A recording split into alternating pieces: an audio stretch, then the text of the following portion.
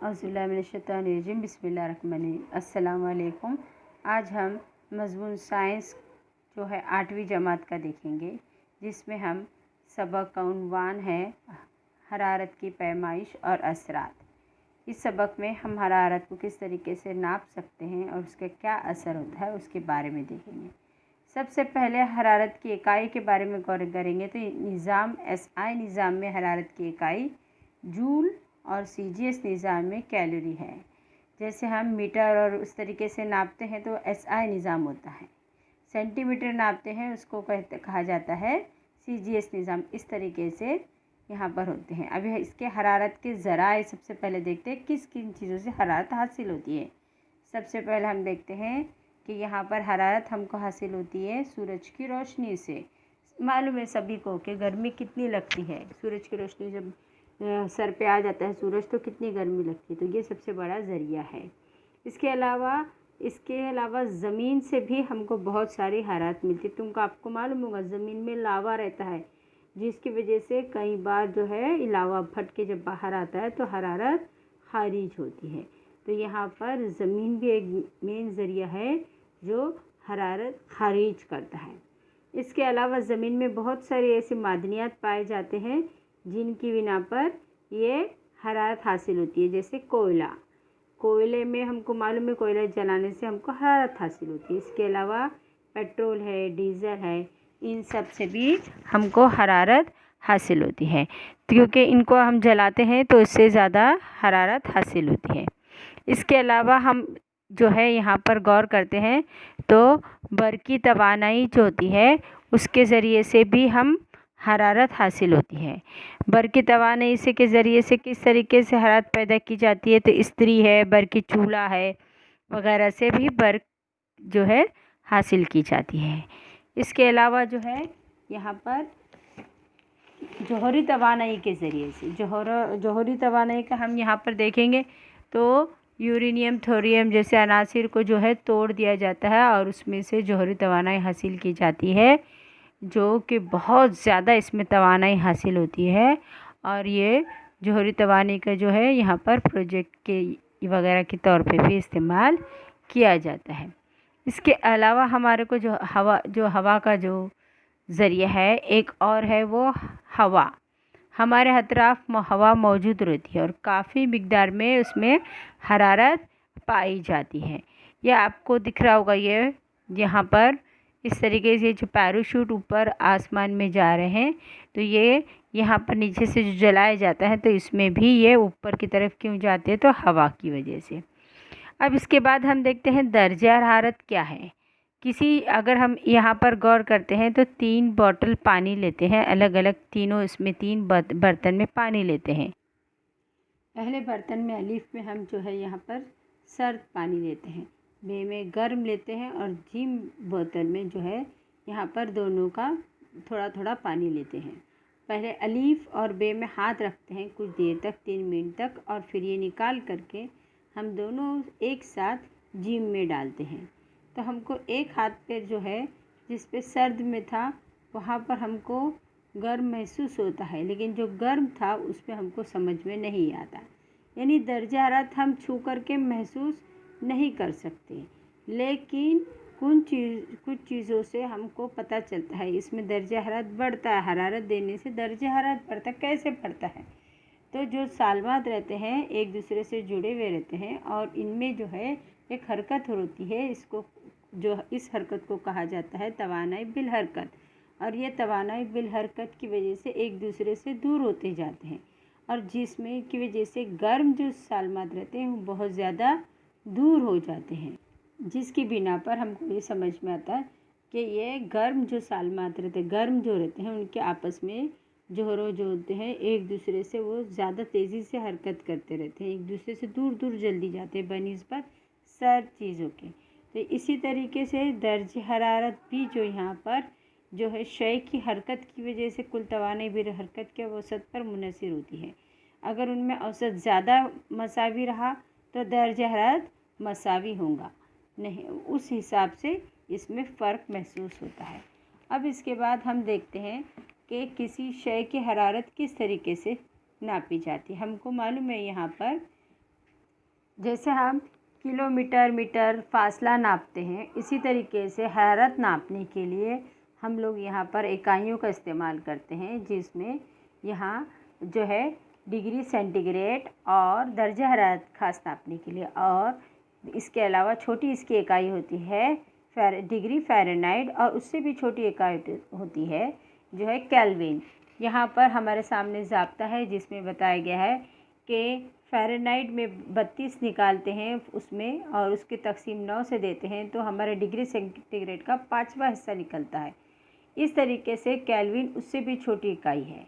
अब इसके बाद किस तरीके से नापते हैं इसको, तो हम थर्मामीटर के ज़रिए से, तिब्बई तपिश पैमा के ज़रिए से हम नापते हैं। ये क्या होता है, तो एक नीचे से जोफ बना हुआ रहता है हिस्सा जिसमें पारा भरा हुआ रहता है, ये माए रहता है, और ये जो रहता है यहाँ चमकदार होता है। ये हालांकि ठोस शय है लेकिन माए हालत में पाया जाता है, और जैसे जैसे ही टेम्परेचर हम किसी गर्म शय के पास रखते हैं तो ये गर्मी से ऊपर की तरफ जाता है, और इसका नुक्ते पिघलाव ज़्यादा रहता है, इसके लिए हम इसका इस्तेमाल करते हैं।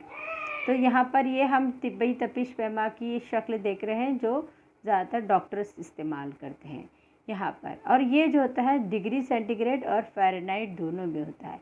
आपने सुना होगा बुखार जो है 106 तक जाता है या 102 तक, ये बहुत तेज़ बुखार होता है। तो यहाँ पर 106 के बाद फ़ारेनहाइट में हमारे को बुखार नहीं नापा जा सकता, क्योंकि उसके बाद इंसान की नस फट जाती है और इंसान की मौत वाक़या होती है। लेकिन इसमें बाकी हम उसमें जितना बढ़ता जाता है वो बुखार नापा जा सकता है। इसको तिब्बई तपिश पैमा कहते हैं। इसके अलावा भी हम बहुत सारे तपिश पैमा, आजकल डिजिटल तपिश पैमा इस्तेमाल किया जाता है, जिसमें ये डायरेक्ट जो है हमको डिजिट के अंदर डायरेक्ट पता चलता है। हमको यहाँ पर बार बार जिस तरीके से पारा जा रहा है ये देखने की ज़रूरत नहीं पड़ती है। इसके अलावा हम और एक तपिश पैमा इस्तेमाल करते हैं जिसको जो ज़्यादातर जिसमें अल्कोहल और पारा दो कभी कभी दोनों का इस्तेमाल किया जाता है, और कई बार एक इसमें सिर्फ अल्कोहल का इस्तेमाल किया जाता है। इस तपिश पैमा में हमको रूम का टेम्परेचर या अकल तपिश पैमा या अज़म तपिश पैमा के तौर पर भी इस्तेमाल किया जाता है। ये ख़ासकर लेबॉरेटरी वगैरह में इस्तेमाल किया जाता है। तो तपिश पैमा हमने तिब्बई तपिश पैमा, इसके अलावा डिजिटल तपिश पैमा और अकल व अज़म तपिश पैमा, इन सब तरह के हम इस्तेमाल करते हैं। अलग अलग जगहों पर अलग अलग तरह की चीज़ों का इस्तेमाल करते हैं। इसमें यहाँ पर ये सारी चीज़ें हम किस लिए नापते हैं, तो बुखार वगैरह या टेम्परेचर देखने, दर्जा हरारत देखने के लिए। अब हम देखते हैं हरारत खुसूसी क्या है। अगर एक कमियत की शय का दर्जा हरारत एक बढ़ाने के लिए तो उस कितनी हरारत दरकार होगी, इसको कहा जाता है हरारत खुसूसी कहते हैं। यानी एक कमियत की शय 1 किलोग्राम लिए हमने शय, और उसका 1 डिग्री सेंटीग्रेड हमको बढ़ाना है दर्जा हरारत, तो उसको कितनी हरारत दरकार होंगी, इसको कहा जाता है हरारत खुसूसी। और यहाँ पर शय की नौयत के ऊपर मुनहसर करता है। अब अलग अलग शय के हिसाब से रहता है। जैसे एल्यूमिनियम का है 0.21 ग्राम डिग्री सेंटीग्रेड, यहाँ पर इस तरीके से कैलोरी पर ग्राम डिग्री सेंटीग्रेड। अल्कोहल का 0.58, सोने का जो होता है 0.03। इस तरीके से ये सारी चीज़ें यहाँ पर अलग अलग हरारत खुसूसी रहती है। अब इसको नापने के लिए किस तरह इस्तेमाल किया जाता है, यहाँ पर कैलोरीमीटर का इस्तेमाल। यहाँ पर हम गौर करें कैलोरीमीटर क्या है। हमने अभी देखे कि किसी शय को 1 डिग्री सेंटीग्रेड बढ़ाने के लिए कितनी हरारत दरकार होती है। इकाई शय लेते हैं और उसको कितनी उसमें बढ़ाने के लिए कितना लेता है। जैसा हमने 1 किलो वज़न का सोना भी लिए, 1 किलो एल्यूमिनियम का लिए, लेकिन हर एक को 1 ही डिग्री सेंटीग्रेड बढ़ाने के लिए अलग अलग हरकत, अलग अलग इस पर मुनहसर करता है। लेकिन ये फैलाव कैलोरीमीटर के ज़रिए से हम नाप सकते हैं। कैलोरीमीटर होता क्या है, तो ये एक तांबे का बर्तन होता है जिसके अंदर जो है यहाँ पर बीच में जो है उसके एक हिलानी और एक थर्मामीटर के लिए जो रहता है, और ये एक लकड़ी के बॉक्स में फिक्स किया रहता है जिसके ऊपर एक जो है ढक्कन भी लकड़ी का होता है और जिसमें 2 सुराख होते हैं जो हिलाने और थर्मामीटर के लिए होते हैं।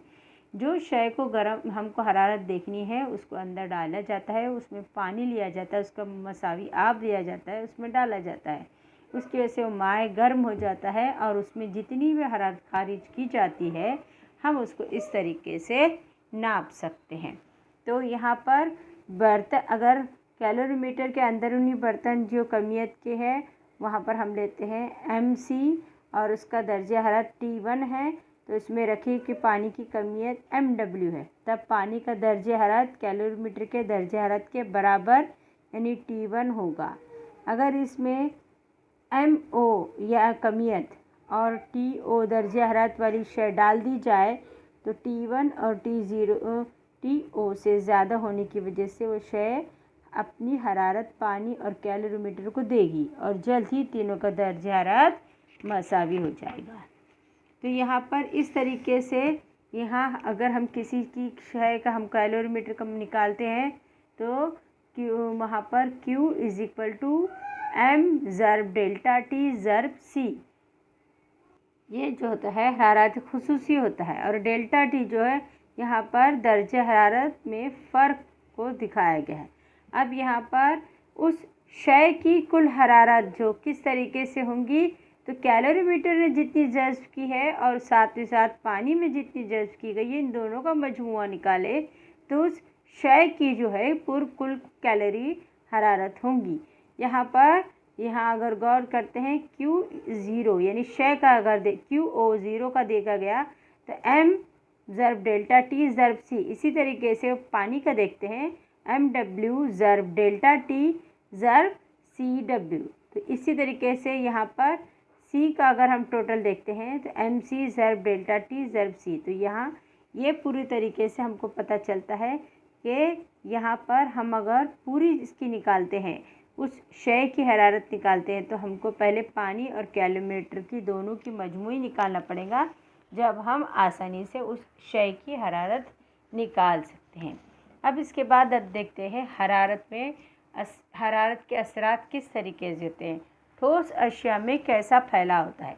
अगर ठोस अशिया को हरारत दी जाए तो इसका दर्जा हरारत भी बढ़ता है और वो शय फैल भी जाती है।